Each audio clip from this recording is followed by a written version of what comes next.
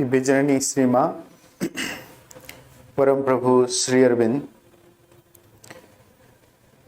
यहाँ पे उपस्थित सारे भाई और सारे प्रियजनों को मेरा प्रणाम। उनके अंदर जो दिव्य हैं उनको मेरा नमन। हम जैसे भैया ने बोले, हमारा जीवन अभी ऐसा एक स्रोत में चल रहा है जब जैसे जो चाहे हम कर लेते हैं, जो मन में आता है, जो हमें अच्छा लगता है हम करते हैं। जिस चीज को हमें पाना है उसको हासिल करने के लिए उससे पीछे भाग जाते हैं, और जिस चीज में मुझे सुख मिलता है उस चीज को हासिल करने के लिए मैं कुछ भी कर सकता हूं, ऐसा एक कोशिश हमारे अंदर हमेशा रहता है। कोई भी मनुष्य अगर देखे वो किसके पीछे भागता रहता है, कौन सा चीज उसके लिए इंपॉर्टेंट है। हम बोलते हैं हाँ उसके लिए गाड़ी इंपॉर्टेंट है, हम बोलते हैं इसके लिए परिवार इंपॉर्टेंट है, किसके लिए घर इंपॉर्टेंट है। तो बहुत सारी चीज हम चीजों को ही बोलते हैं, पर उसके अंदर से जो खुशी मिलता है उसी खुशी को पाने के लिए वो हमेशा ढूंढता रहता है। पर उसे ये पता नहीं है कि वो जो खुशी बाहरी चीज में मिलता है वो इतना देर नहीं रुकेगा। कहीं ना कहीं वो हमसे चला जाता है और फिर उसके बाद हम दुख या फिर और किसी चीज में फिर से उलझ जाते हैं। उसी खुशी को पाने के लिए फिर से दोबारा कोशिश करते रहते हैं, और किस चीज को मैं हासिल कर सकूं तो फिर मुझे खुशी मिल जाएगा। तो ये जो खुशी है ये ट्रू है कि हमारे अंदर हम उसी चीज को, उसी आनंद को, उसी खुशी को पाने के लिए कोशिश में लगते रहते हैं।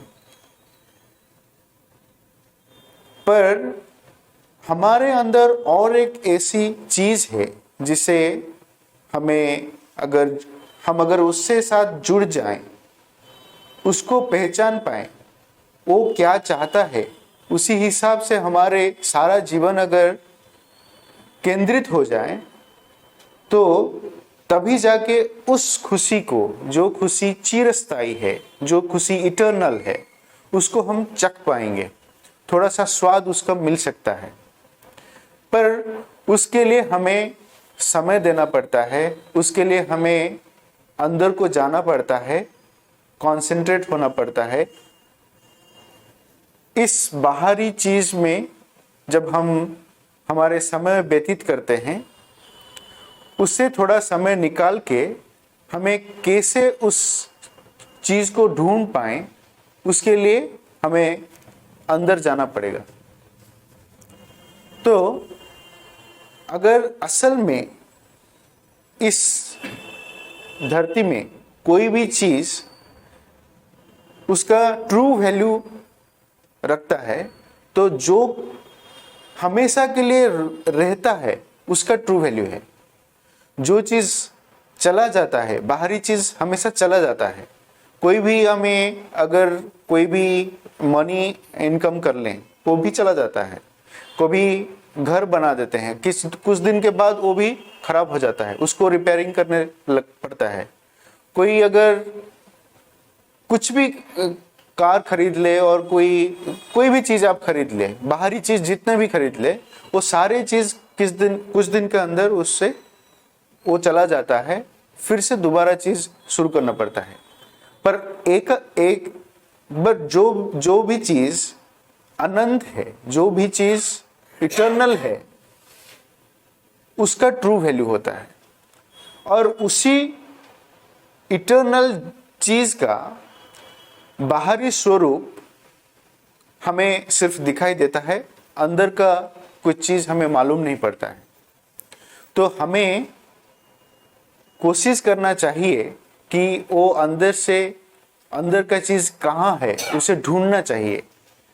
उसी ढूंढने को ही हमारे जीवन का उद्देश्य बनाना चाहिए, उसी को हमारा लक्ष्य बनाना चाहिए। वही चीज भाई ने बोले कि माँ बोल रहे हैं, अगर हमारे सारे जीवन में उसको हम ढूंढ नहीं पाए तो हमारा जीवन व्यर्थ है, क्योंकि उसके अंदर ही छुपा रहता है हमारा यथार्थ लक्ष्य क्या है, हमारा जीवन कैसा होना चाहिए, मुझे क्या करना चाहिए, वही बता सकता है।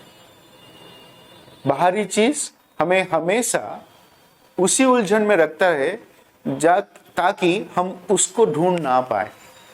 वही है ये क्रिएशन, ये निम्न प्रकृति का प्ले वही है कि हमें वो हमेशा जकड़ के रखता है ताकि हमें उसे ढूंढ ना पाए, हम उसको ढूंढ ना पाए जो हमारे अंदर में है। तो ये जो प्रकृति है, ये सारी चीज अगर हम देखें, ये प्रकृति का पार्ट है कि कोई भी आउटर मैनिफेस्टेशन हम अगर देखें वो प्रकृति का पार्ट है।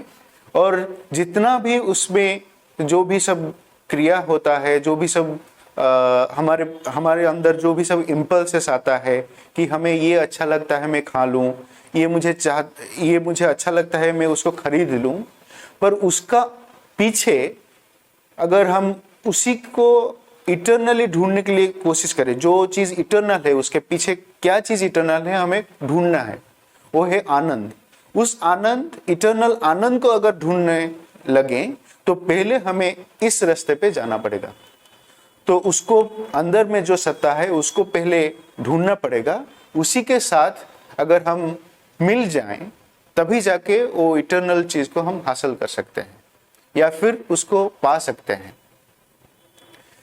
जब तक उसको ना पाए तभी तक ये हमारा ढूंढना रहता, ये हमारा जो खुशी को हम बार बार दोहराते रहते हैं, ये चाहिए वो चाहिए, वो हमेशा चलता रहता होगा, कभी भी वो खुशी हमारे अंदर नहीं आ पाएगा।